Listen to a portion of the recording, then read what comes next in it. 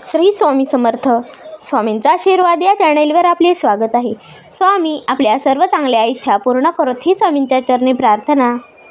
पती जिवंत असताना ज्या स्त्रीचे निधन होते त्या स्त्रियांसाठी हे केलेले श्राद्ध म्हणजे अनवमी श्राद्ध म्हटले जाते. सुवासिनी स्त्रीला मरण प्राप्त झाले असता तिच्यासाठी मुलांनी पितृपक्षातील नवमीस तर्पणविधीने अविधवा नवमी श्राद्ध करण्याची प्रथा आहे. तर यावर्षी ही तिथी 25 सप्टेंबर बुधवार या दिवशी आहे. तर या दिवशी अविधवा नवमी श्राद्ध घालावे.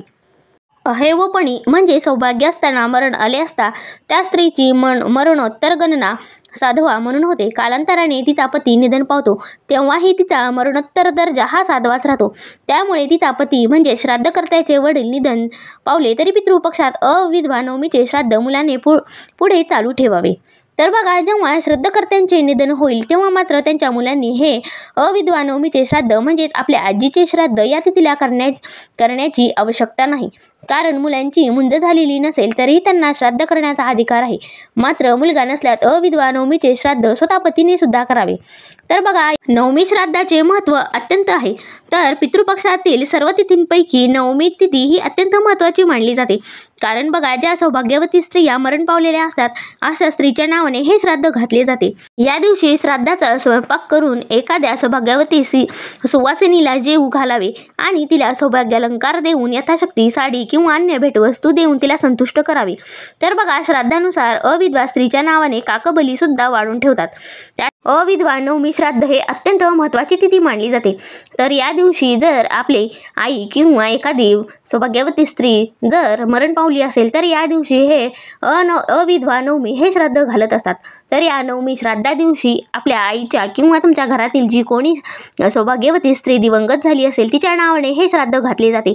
तिचा कृपाशीर्वाद आपल्यावर राहावा, आपल्या घरामध्ये सुख शांती आणि समृद्धी नांदावी यासाठी हे नवमी श्राद्ध अगदी आवर्जून करावे. आणि त्याचबरोबर बघा, जर नवमी श्राद्ध आपल्या घरामध्ये केले जात नाही तर तुम्ही आवर्जून हे नवमी श्राद्ध घातले पाहिजे. कारण बघा, जर ती स्त्री जिवंत असताना तिच्या अनेक भावना आपल्या घरातील व्यक्तींच्या सोबत असतात. त्याचबरोबर तिने केलेले कष्ट असेल किंवा तिने जिवंत असताना आपल्या मुलांसाठी आपल्या पतीसाठी अनेक व्रत वैकल्ये केलेली असतात. त्यासाठी कृतज्ञता व्यक्त करण्यासाठी ही तिथी बनवण्यात आलेली आहे. त्याचबरोबर बघा, त्यांचे स्मरण त्यांची आठवण आपल्याला राहावी यासाठी हे अहेवनवमी श्राद्ध घातले जाते. तर बघा, त्याचबरोबर जर एखाद्या मुलाची आई वारली असेल किंवा त्याला वडील नसतील तर हे श्राद्ध त्यांचा मुलगा सुद्धा करू शकतो. मात्र बघा, जर त्या स्त्रीला मुलगा नसेल तर त्या स्त्रीचे श्राद्ध तिचे पतीसुद्धा घालू शकतात. तर बघा, अहेवनवमी श्राद्ध हे अत्यंत महत्त्वाचे श्राद्ध मानले जाते आणि पितृपक्षातील ही सर्वात महत्त्वाची तिथी मानली जाते. कारण बघा, सौभाग्यवती स्त्रीचे मरण जर आले तर त्या स्त्रीच्या स्मरणार्थ हे अविधवा नवमी किंवा अहेवनवमी श्राद्ध घातले जाते. त्याचबरोबर बघा, पूर्ण आठवणीने आणि त्या स्त्रीच्या स्मरणार्थ हे नवमी श्राद्ध घातले जाते.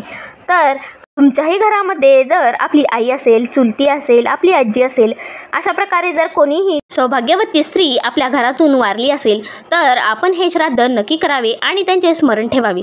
तर बघा, अशा प्रकारे हे श्राद्ध घातल्याने आपल्या घरामध्ये सुख शांती आणि समृद्धी नांदते. त्याचबरोबर त्यांचा आशीर्वाद देखील आपल्याला लागतो.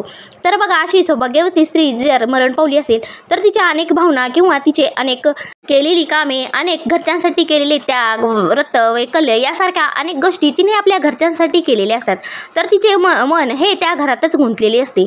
म्हणूनच बघा, अविधवा नवमी ही अवश्य करावी आणि त्या स्त्रीच्या स्मरणार्थ तिची आठवण राहावी म्हणून हे अनवमी श्राद्ध केले जाते. तर बघा, तुमच्याही घरामध्ये अशा प्रकारचे जर कोणत्या स्त्रीचे निधन झाले असेल तर तुम्ही हे नवमी श्राद्ध अवश्य घालावे आणि तिचे स्मरण करावे. आणि त्या स्त्रीच्या नावाने आपल्याला सुवासिनबाई एखादी जेवू घालायची आहे, तिला साडी चोळी किंवा तुमच्या जे ऐपतीप्रमाणे तिला काही भेटवस्तू द्यायची आहे, तिला सौभाग्यवतचे सर्व अलंकार आपल्याला अर्पण करायचे आहेत आणि त्याचबरोबर तिला जेवू घालून आपल्याला या दिवशी तृप्त करायचे आहे. तर बघा, अशा प्रकारे ही अहेवनवमी श्राद्ध केले जाते. आणि यासाठी जर मरण पावलेल्या स्त्रीचा जर पती जिवंत नसेल तर तिच्या मुलाने अवश्य हे श्राद्ध घालावे. आणि त्याचबरोबर बघा, जर तिचा पती असेल किंवा मुलगा नसेल तर हे श्राद्ध तिचे पतीसुद्धा करू शकतात. तर बघा, अशा प्रकारे अहेवनवमी श्राद्ध आपल्याला करायचे आहे. तर हे श्राद्ध येत्या बुधवारी आहे. तर आवर्जून आपल्या घरामध्ये सुद्धा एखादी स्त्री अशी मरण पावली असेल तर तिच्या नावाने तुम्ही नवमी श्राद्ध घालू शकता. तर बघा, अशा प्रकारे आपण आजच्या व्हिडिओमध्ये अहेवनवमीबद्दल आपण सर्व माहिती पाहिली आहे. तर ही माहिती तुम्हाला कशी वाटली हे नक्की कमेंट करून सांगा व आपल्या स्वामींचा आशीर्वाद या चॅनलला सबस्क्राईब करा. श्री स्वामी समर्थ.